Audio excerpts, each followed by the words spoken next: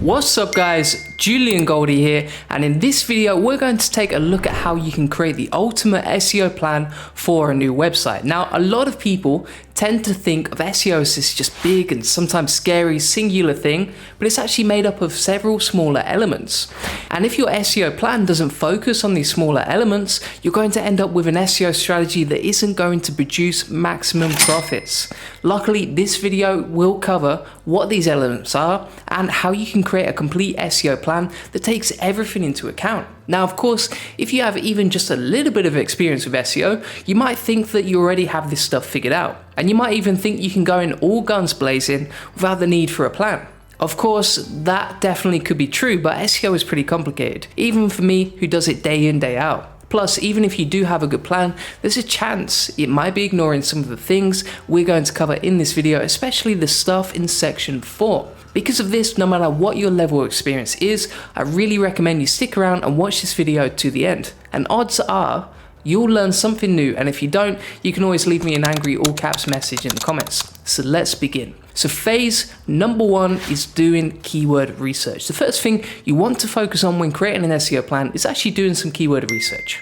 After all, the keywords you're going to focus on will impact a lot of the other stuff you're going to do later on. And there are many different ways you can find keywords for your campaigns. One really simple method is to use the auto suggest feature on Google. With this method, you're just going to type in a general keyword related to your niche. For instance, if we're in the fishing niche, we could just type in something like fishing tips for, and we're going to see a bunch of really useful suggestions. These are all good ideas. And so if you're using this approach, you might want to create a Google Sheet where you can just note down these keywords. Of course, if you use this keyword generation method, you don't really have that much data. And what I mean is auto suggest doesn't really give you search volume data, and it's also kind of hard to predict which keyword produces the best ROI. You can't really tell which keywords are the most competitive, which is actually really important and something we're going to touch on later. And because of this, you might want to consider using the Google Keyword Planner. This is a free tool from Google designed for people that want to run AdWords ads. And if you want to check out this tool for yourself, there's a link to it in the description. Now, even though it's designed for AdWords, it's actually really helpful for SEO because it provides keyword suggestions based on how people are using Google. For instance, if I just use the fishing tips for keyword we used earlier, you can see how this tool works. And as you can see, it throws out a bunch of keywords related to this initial keyword.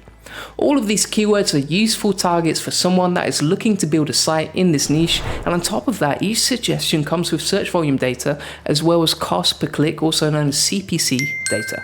And this CPC data is really helpful because it can help us figure out which keywords are going to be the most profitable. And just for clarification, generally the higher the CPC, the more profitable a certain keyword will be. Now, if you want to take your keyword research to the next level, you might also want to consider using something like Ahrefs. This is a paid SEO tool, and they have a lot of really good keyword data. If you want to check out this tool for yourself, there's a link down below.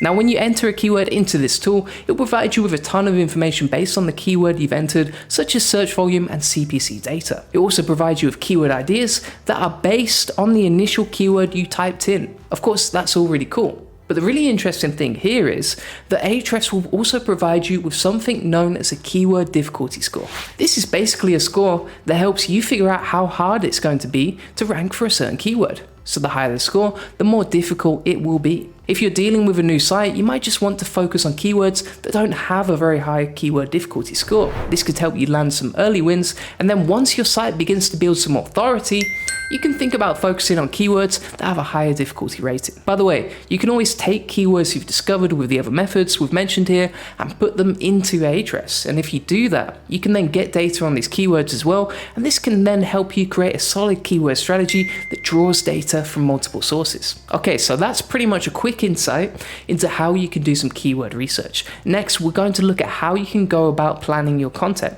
By the way, if you're enjoying this video, please take a moment to like and subscribe on YouTube, because if you like our content, you're going to show the YouTube algorithm that our videos are worth watching. And in a world where there's a ton of crappy SEO content, this simple step can help us stamp out the low quality crap. Plus, if you become a subscriber, YouTube will let you know whenever we have a new video out. This will then make it easier for you to stay up to date with the latest and greatest SEO knowledge we have to offer. And if you want to crush SEO, I'd say this is the most important thing, right? Phase number 2 is planning out content. Right, so the next thing you're going to want to focus on here is actually planning out the content for your site. To be honest, once you've identified some worthwhile keywords for your site, planning out the content side of your website shouldn't actually be that hard. After all, your content strategy will be mostly focused on the keywords you're going to go after. So once you've got your keywords, you really just need to create a content publishing schedule based on these keywords and then actually stick to the schedule.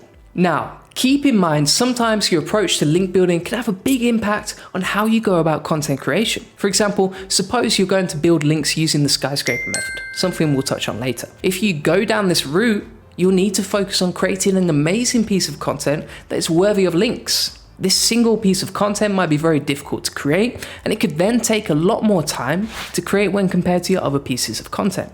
After all, your standard content that targets keywords might only take a couple of days to produce. This skyscraper content though might end up taking a couple of weeks. So if you're going to use a method like this, you need to factor this in, especially if you're dealing with limited resources when it comes to creating content. If you don't do this, you might end up falling behind your content schedule, which would be pretty tough, right? On top of that, if you're going to do something like resource page link building, you might need to create some content that doesn't actually focus on any of the keywords you're targeting. Again, if you're looking to target a certain number of keywords within a given time frame, this is something you should keep in mind. So because of the things we've just mentioned here, some people like to plan out content only after they've thought about how they're going to build links.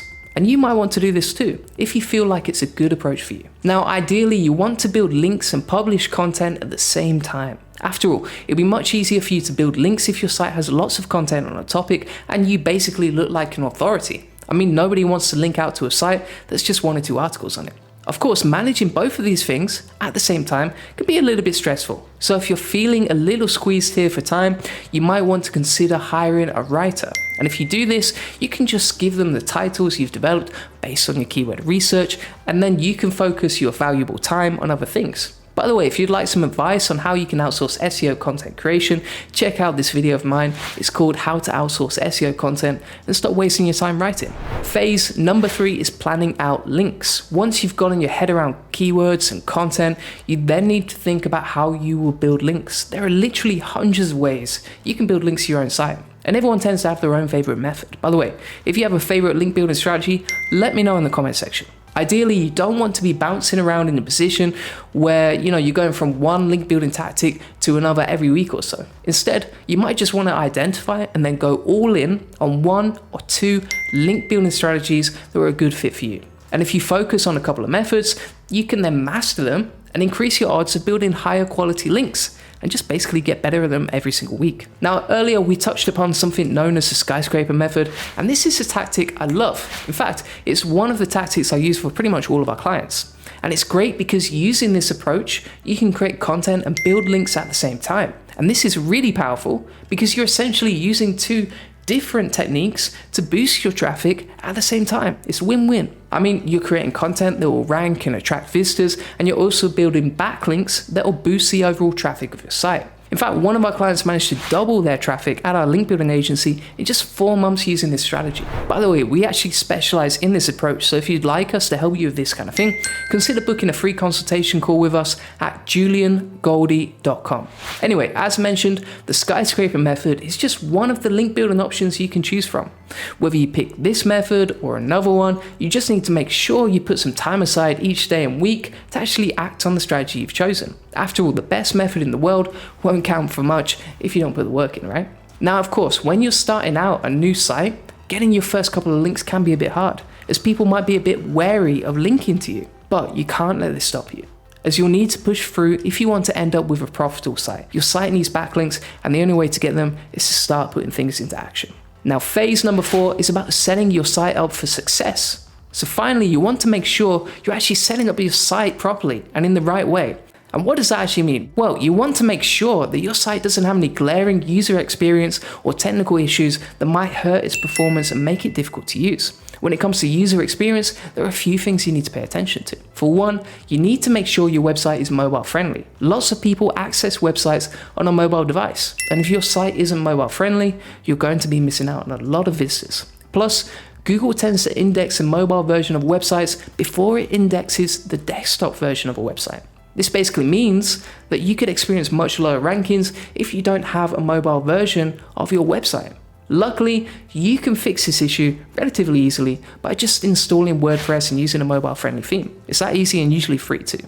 You also want to make sure your website doesn't take a long time to load. Fortunately, Google has a tool called Page Speed Insights. And if you provide that tool with your URL, it will analyze the speed of your site and it will then give you suggestions on how you can make things better. Now, if you want to check this tool out for yourself, there's a link to it in the description. You might also want to make sure you're using plugins that are designed to help with various SEO issues. For example, you might want to install a plugin that compresses images so that your website loads quickly. You might also want to install something like Yoast SEO so that you can properly optimize your content and its meta tags and meta titles. Lastly, you should make your site look appealing and professional.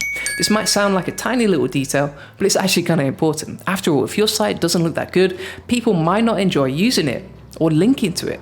Plus, if your site doesn't look appealing, visitors might have doubts about actually reading the content of your site, as they might question how trustworthy the content actually is. Phase number 5 is monetization. Now, monetization is a bit of a tricky thing to talk about here because different types of sites require different approaches to monetization. Ideally, you should try to have a rough sense of how you're going to monetize your site very early on. This will help you then create a plan that moves you in the direction of actually being able to earn an income from your site. On top of that, knowing how you're going to monetize your site will also help you figure out which keywords you need to focus on in the long term. Now, in some cases, it'll be pretty obvious how you're going to monetize your site. For example, if you have an e-commerce site, you're most likely going to sell products. And if you're running a service business, you're going to sell your services, right? However, if you just have a general blog, you might not really know which path you should go down when it comes to monetization with SEO. And if you're in this boat, what you might want to look at is what your competitors are doing. Okay, so you don't have to monetize your site in the same way as them, but you can use their methods as inspiration for your own site. Plus, something to keep in mind here is that you can always adjust your approach to monetization at any point. So if you're not happy with one approach, there's really nothing stopping you from changing course. Right, so that's the end of this video. Hopefully you should now have a strong understanding of how you can create a solid SEO plan for your new website. When you're just starting out with a new site, you might feel a little bit overwhelmed. After all, there's a lot of stuff we've covered in this video. It can all amount to a pretty massive to-do list. And if you're feeling this way, don't worry, slow down and just try to take things one step at a time. If you consistently focus on one thing at a time, you're going to be able to tick things off at a steady pace. And before you know it, you'll have a solid SEO plan that will help you build a hugely profitable site. If you enjoyed this video, please remember to like and subscribe. And if you like our video, it will help us reach more people. Plus, if you become a subscriber, it will be much easier for you to find some of our other videos where I do deep dives on some of the topics I touched on today. For example, some of my videos just focus purely on link building on YouTube. And if you become a subscriber, it'll be really easy for you to find this kind of content. So thanks for watching.